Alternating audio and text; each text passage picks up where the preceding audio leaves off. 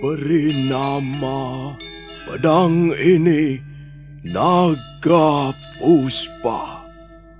Selamatkan dia. Jangan sampai jatuh ke tangan pendekar berwatak jahat.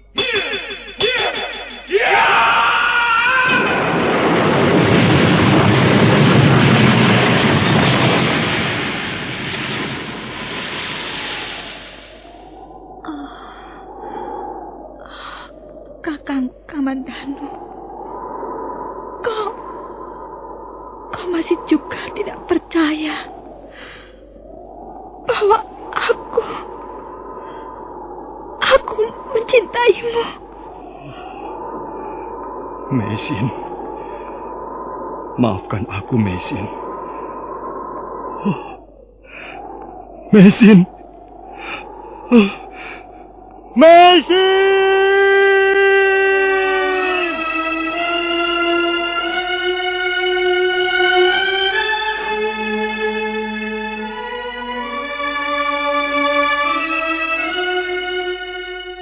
Tutur Tinula.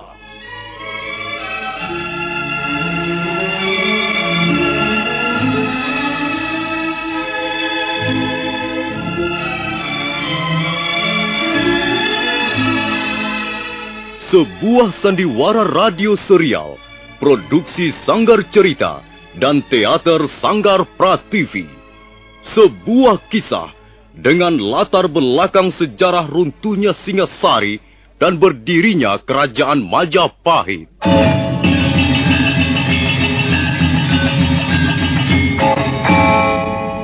Sandiwara ini didukung oleh pemain-pemain radio yang sudah ternama. Ferry Fadli, Ivone Rose, dan Eli Ermawati.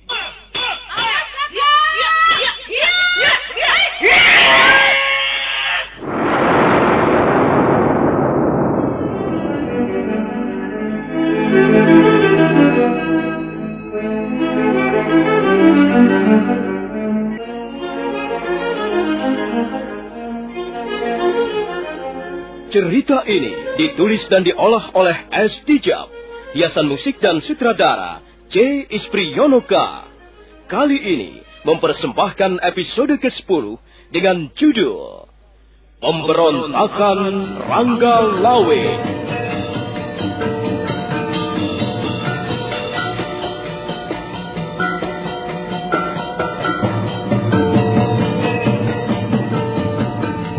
Dalam seri ke-300 ini didukung oleh para pemain Rusli sebagai Rangga Lawe, Sulaiman sebagai Tambak Baya, Davidson sebagai Raglatik, Bang Kumis sebagai Ratosan, Kang Iwan sebagai Ki Ageng Palandonga, Ferry Fadli sebagai Arya Kamandanu, Ivone Rose sebagai Sakawuni, Wenda Lubis sebagai Kebo Anabrang, dan Asdi Suhastra pembawa cerita. Selamat menikmati.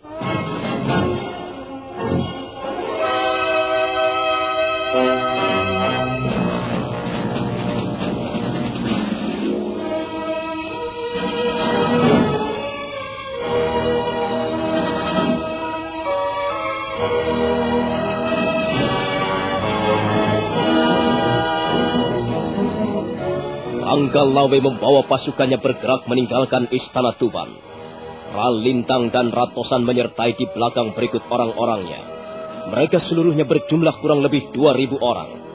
Setelah tiba di kaki Bukit Walikan, mereka bergabung dengan pasukan Raglatik dan Ratati.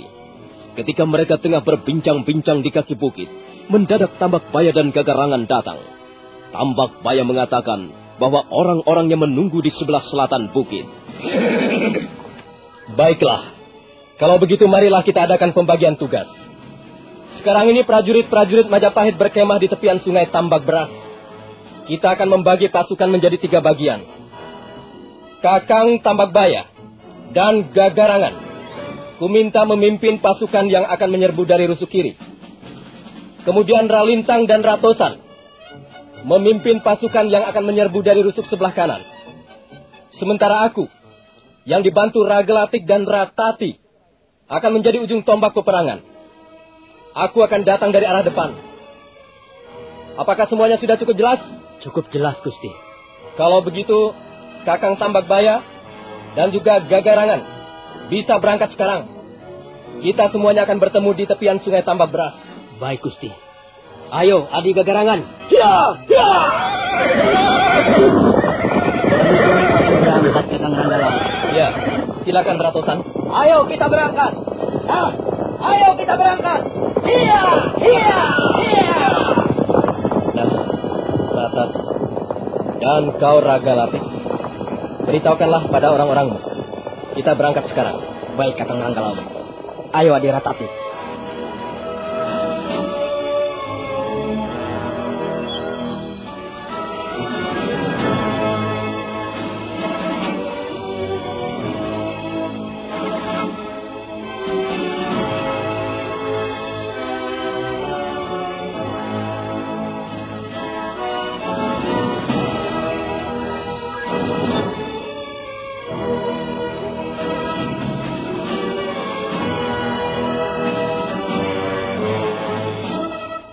Kembali Ranggalawe memimpin pasukannya bergerak menuju sungai Tambak Beras. Waktu itu sudah menjelang lepas tengah hari. Debu berterbangan di udara setiap kali mereka menapak di jalanan setapak. Mereka terus berjalan sampai menjelang malam tiba. Mendadak perjalanan terhenti. Ranggalawe bertanya-tanya dalam hati, apa sebabnya perjalanan mereka seketika terhenti. Pada saat itu, Ragalatik datang. Ada orang menghadang di tengah jalan, Kakang Ranggalawe. Entahlah, saya tidak tahu apa maksudnya. Apakah dia bukan mata-mata dari Majapahit, Ragalatik? Sepertinya bukan, Kakang. Dia hanya seorang diri saja. Dan tampaknya usianya sudah tua. Setan alas. Apa maksudnya orang itu berani menghadang perjalanan kita? Ayo, Ragalatik, antarkan aku menemui orang itu. Mari, Kakang. Wajah Ranggalawe kelihatan kurang senang. Tangannya kemudian bergerak menyentakkan tali kekang kudanya. Nila Ampara melompat tinggi. Dan sebentar kemudian, kuda itu pun sudah berlari kencang menerobos barisan.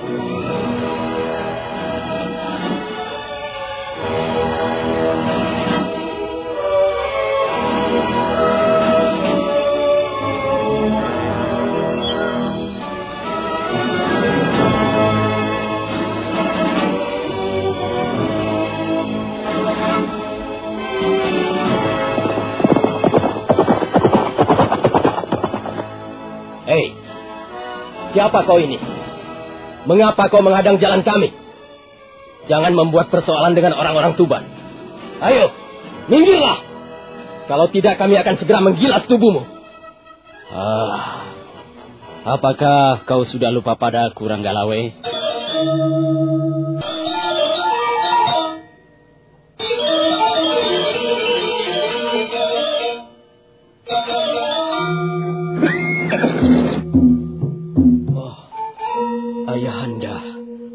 Ayahanda Ki Ageng Palandunga. Maafkan saya, Ayahanda. Saya sama sekali tidak mengenali Ayahanda. Sekarang tentunya sudah mengenaliku dengan baik, Ranggalawe. Coba katakan, siapa aku ini? Ki Ageng Palandunga adalah Ayahanda mertua saya. Ranggalawe, apa maksudmu membawa pasukan sebanyak ini, ha? Apakah kau akan berangkat ke tengah medan perang besar? Saya akan berangkat ke Majapahit, Ayahanda. Ada apa di Majapahit? Maaf, Ayahanda. Saya tidak menjelaskannya secara tuntas. Saya sedang diberi waktu. Tidak perlu, Ranggalawe. Aku pun sudah tahu. Aku sudah mendengar semuanya. Ranggalawe. Iya, Ayahanda. Bolehkah aku, ayah mertuamu ini, memberikan sedikit nasihat untukmu? Kalau nasihat itu sifatnya ingin membatalkan saya berangkat ke Majapahit, maafkan saya, Ayahanda. Pendirian saya tidak mungkin dirubah-rubah lagi. Hati saya sudah mantap. Daripada kehilangan muka, lebih baik saya berperang melawan Majapahit, Ayahanda. Ranggalawe, jangan kau teruskan niatmu ini, anakku. Lebih baik kau segera kembali ke Tuban. Tidak mungkin kau bisa menandingi kekuatan Majapahit, anakku. Maaf, Ayahanda. Saya berperang bukan semata-mata untuk memperoleh kemenangan. Menang ataupun kalah itu adalah urusan nasib. Tapi saya berperang untuk menegakkan dharma seorang satria. Saya telah melihat benih-benih ketidakadilan. Dan saya harus membunuh benih itu, supaya tidak menyebar kemana-mana. Sekalipun saya binasa menjadi korban, saya rela, Ayahanda. Saya berperang dengan Majapahit justru untuk meluhurkan, meninggikan derajat Majapahit sendiri. Sesungguhnya saya akan berperang melawan diri saya sendiri, Ayahanda.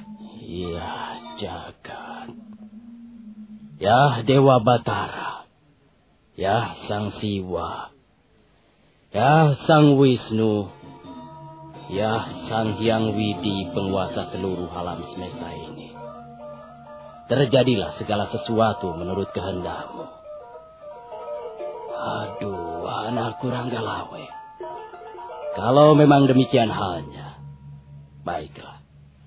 Rasanya tidak akan ada seorang pun bisa membelokkan arah perjalanan hidupmu. Baiklah Ranggalawe, berangkatlah. Aku tidak akan lagi menghalang-halangi niatmu. Terima kasih Ayahanda Ki Ageng Palandonga. Terima kasih atas pengertian Ayahanda. Selanjutnya saya mohon doa restu. Iya. Aku akan mendoakanmu dari kejauhan. Berangkatlah Ranggalawe. Berangkatlah anakku.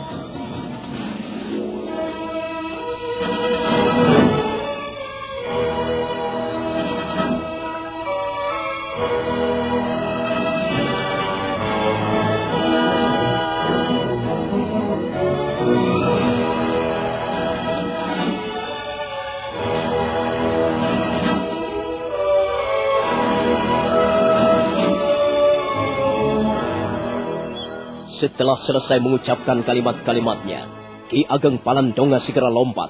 Tubuhnya lenyap di balik pohon-pohon yang mulai gelap. Ranggalawe merasa sangat terharu melihat ayah mertuanya. Tapi kemudian dia berusaha mengipaskan rasa harunya.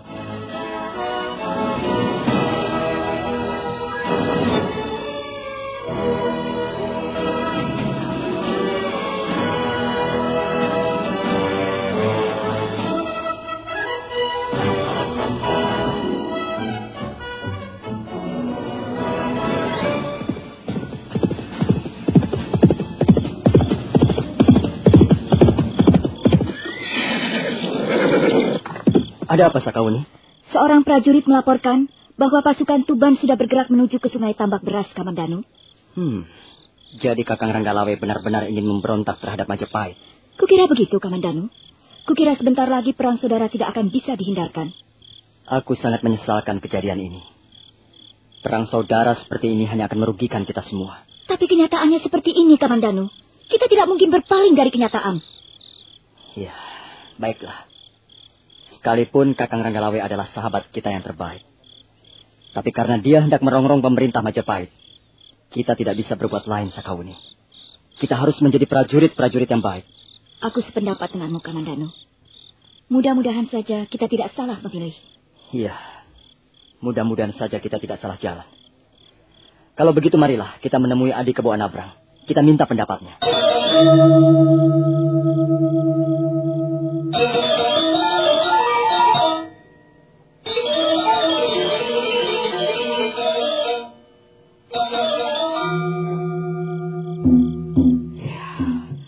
Berapa besar jumlah mereka, Sakauni?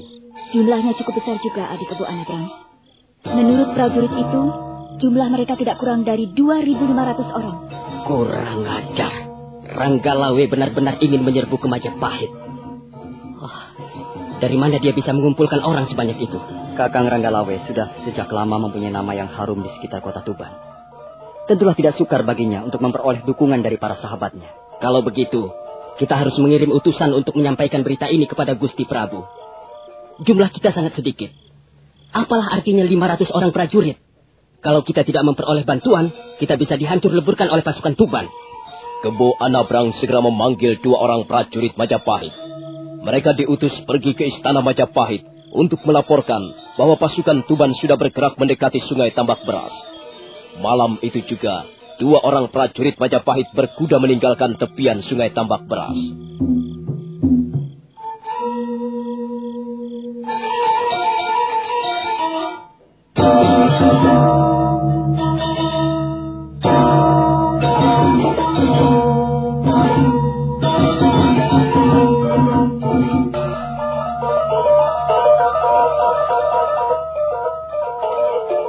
Sementara itu, Ranggalawe dan pasukannya berkemah tidak jauh dari tepian Sungai Tambak Beras. Mereka bermalam di situ, menunggu fajar datang.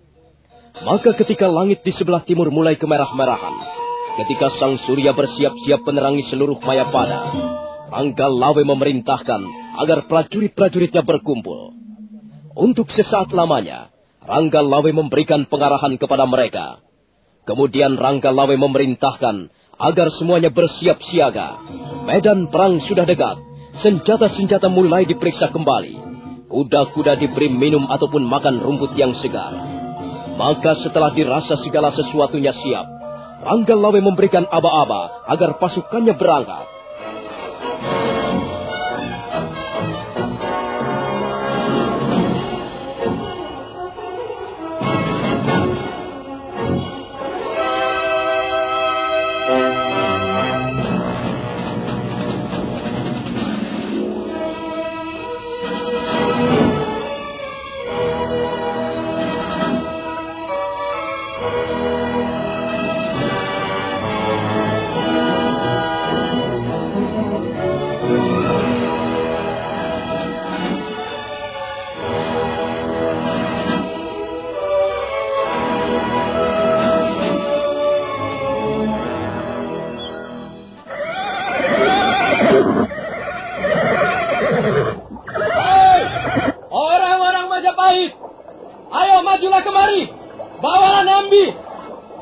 Sembunyikan manusia goblok itu di belakang punggung Gusti Prabu Kertarajasa.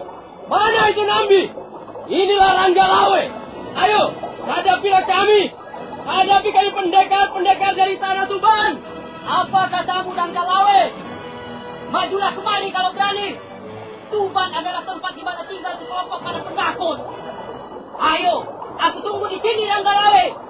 Jangan hanya pandai sesumbar dari kejauhan. Majulah, hadapi Kebo Anabrang. Hati-hati Kakang Ranggalawe. Mereka sengaja membuat panas hati kita. Kebo Anabrang itu nanti akan kucincang tubuhnya. Hei, Kebo Anabrang! Aku ingin bertemu dengan Nambi. Mana itu Rekrian Mapati Nambi? Suruh dia maju kemari. Jangan hanya ongkang-ongkang kaki. Mana itu orang yang bernama Nambi? Suruh menghadapi aku, Ranggalawe! Tidak perlu banyak laga, Ranggalawe. Kalau kau ingin berhadapan dengan Rekrian Mapati Nambi, sebelumnya harus lebih dulu dapat menundukkan Kebo Anabrang. Langkahi dulu mayat Kebo Anabrang. Barulah kau akan bisa berhadapan dengan Nambi. Kurang ajar Kebo Anabrang. Pendekar kemarin berani menantang aku. Kubunuh kau. Kubinasakan kau. Ayo, serbu. Habuk Majapahit. Habuk Majapahit. Serbu.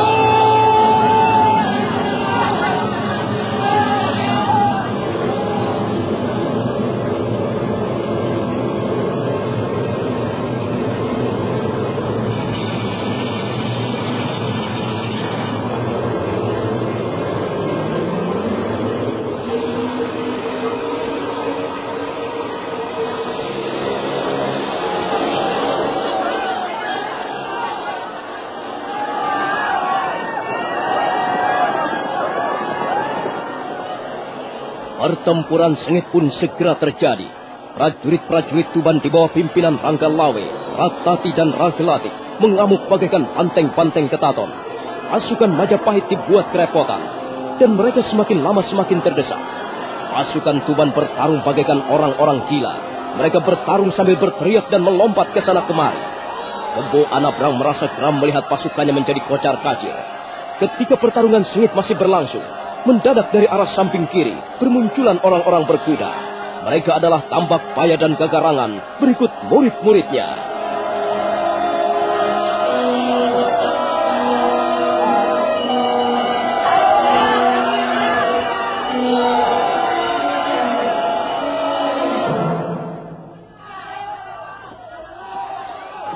Kebo Anabrang terkejut bukan main. Demikian pula Arya Kamandanu dan Sakawuni. Mereka sama sekali tidak mengira bahwa prajurit-prajuritnya akan dibokong dari belakang. Tapi belum sampai hilang rasa terkejutnya, mendadak dari samping kanan juga bermunculan orang-orang berkuda. Mereka adalah Ralintang, Ratosan dan para pengikutnya.